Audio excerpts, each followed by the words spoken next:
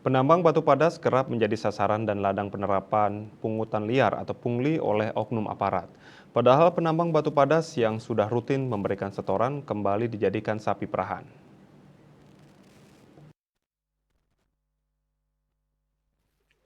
Salah seorang pemilik penambangan batu padas di Banjarglogor, Desa Lotunduh, Lenju Kertawangi mengeluhkan ia menjadi salah satu penambang yang berkali-kali menjadi sapi perahan.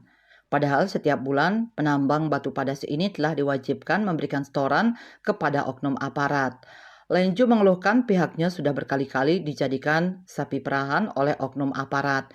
Menurutnya di wilayah Gianyar banyak tersebar penambangan batu padas di beberapa tempat seperti di Bonbiu, Sumampan, Lotunduh, dan beberapa tempat lainnya.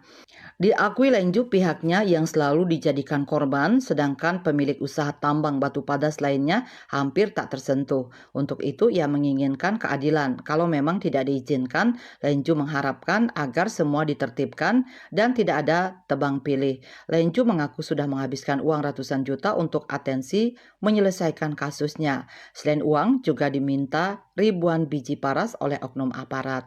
Wirnaya Bali Pos melaporkan.